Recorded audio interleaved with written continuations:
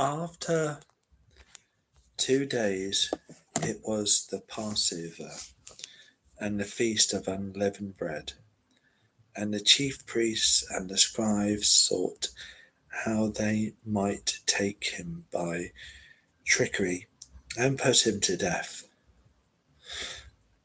But they said, "Not during the feast, lest there be an uproar of the people." And being in Bethany at the house of Simon the leper, as he sat at the table, a woman came having an alabaster flask of very costly oil of sparkling.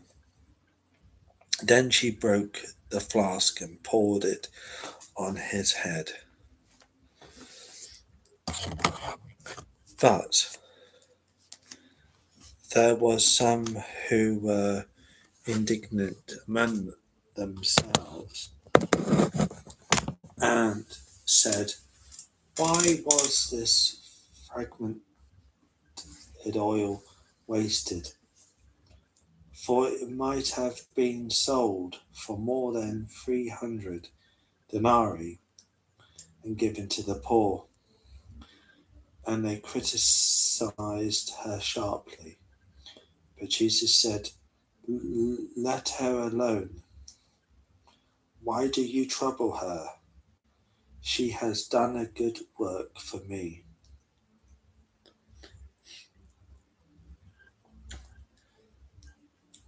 For you have the poor with you always, but whenever you wish, you may do them good. But me you do not have always." She has done what she could. She has come barefooted to anoint my body for burial. Assuredly, I say to you, whenever this gospel is preached in the whole world, what this woman has done will be told as a memorial to her. Then Judas Iscariot, one of the 12, went to the chief priests to betray him to them. And when they heard it, they were glad and promised to give him money. So he sought how he might confidently betray him.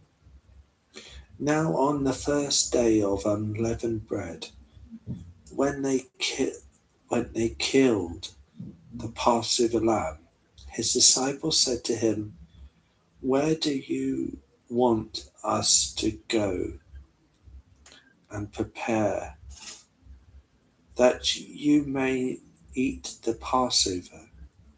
And he sent out 2 of his disciples and said to them, "Go into the city, and a man will meet you, carrying a pitcher of water. Follow him. Whenever he goes in, say to the master of the house, 'The teacher says, where is the guest room in which I may eat the Passover with my disciples?' Then he will show you a large upper room, furnished and prepared.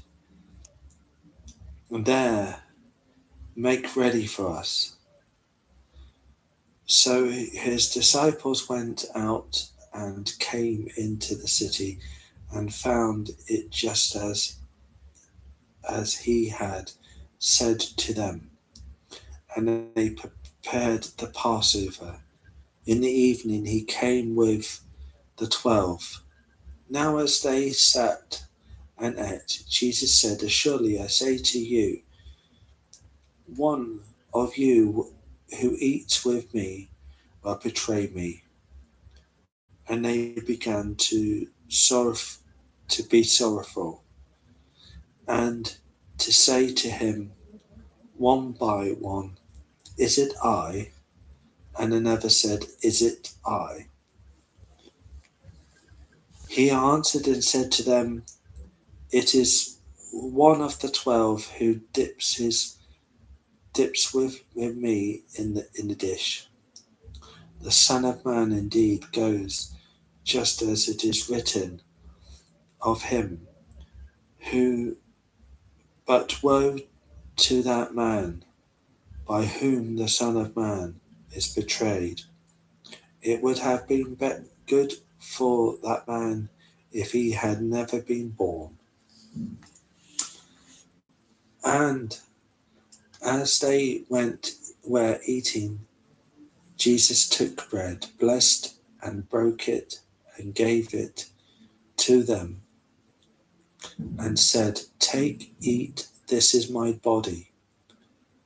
Then he took the cup, and when he had given thanks, he gave it to them, and they all drank from it. And he said to them, "This is my body of the new covenant, blood of the new covenant, which is shed for many. Surely I say to you, I will no longer drink of the fruit of the vine until the day when I drink it new in the kingdom of God." And when they had sung a hymn, they went out to the Mount of Olives. Then Jesus said to them, "All of you will be made to stumble because of me this night, for it is written, I will shake the shepherd, and the sheep will be scattered. But after I have been risen, I will go before you to Galilee." Peter said to him, "Even if all are made to stumble, yet I will not be." Jesus said to him, "Surely I say to you that today, even this night, before the rooster crows twice, you will deny me 3 times." But he spoke more vigilantly, "Even if I have to die with you, I will not deny you." And they all said likewise. Then they came to a place which was named Golgotha. And he said to his disciples, "Sit here while I pray." And he took Peter, James, and John with him, and he began to be troubled and deeply distressed. Then he said to them, "My soul is extremely sorrowful, even to death. Stay here and watch." He went a little further and fell on the ground and prayed that if it were possible, the hour might pass from him. And he said, "Abba, Father, all things are possible for you. Take this cup away from me. Nevertheless, not what I will, but what you will." Then he came and found them sleeping, and said to Peter, "Simon, are you sleeping? Could you not watch 1 hour? Watch and pray, lest you enter into temptation. The spirit is indeed willing, but the flesh is weak." Again he went away and prayed and spoke the same words. And when he returned, he found them asleep again, for their eyes were heavy, and they did not know what to answer him. Then he came the third time and said to them, "Are you still sleeping and resting? It is enough. The hour has come. Behold, the Son of Man is being betrayed into the hands of sinners. Rise, let us be going. See, my betrayer is at hand." And immediately, while he was still speaking, Judas, one of the 12, with a great multitude,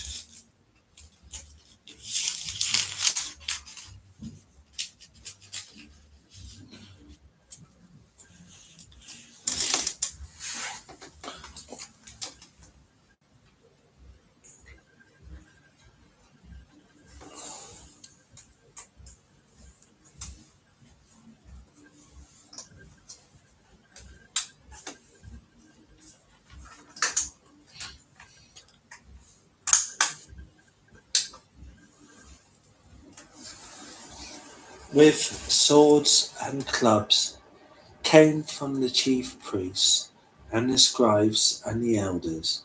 Now his betrayer had given them a sign, saying, "Whomever I kiss, he is the one, seize him," and led him away safely. As soon as he had come, immediately he went up to him and said to him, "Rabboni, Rabboni," and kissed him. Then they laid their hands on him and took him. And one of those who stood by drew his sword and struck the servant of the high priest and cut off his ear. Then Jesus answered and said to them, "Have you come out as against a robber with swords and clubs to take me? I was daily with you in the temple teaching, and you did not seize me. But the scriptures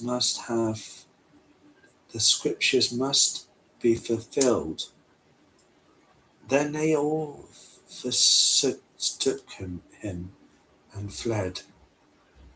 Now a certain young man following him, having a linen cloth thrown around his naked body, and the young man laid hold of him, and he left the linen cloth and fled from them naked.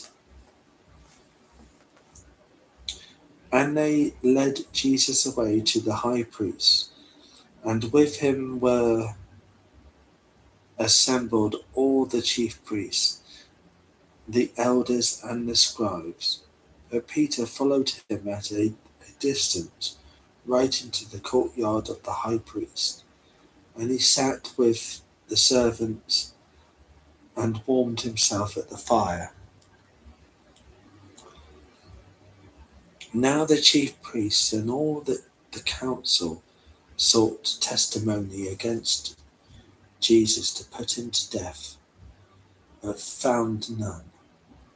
For many bore false witnesses against him, but their testimonies did not agree. Then some rose up and bore false witness against him, saying, "We heard him saying, 'I will destroy this temple made with hands, and within 3 days I will build another made without hands.'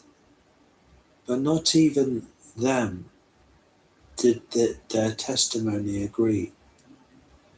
And the high priest stood up in the midst and asked Jesus, saying, 'Do you answer nothing?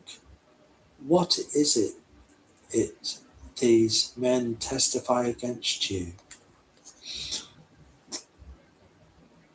But he kept silent and answered nothing.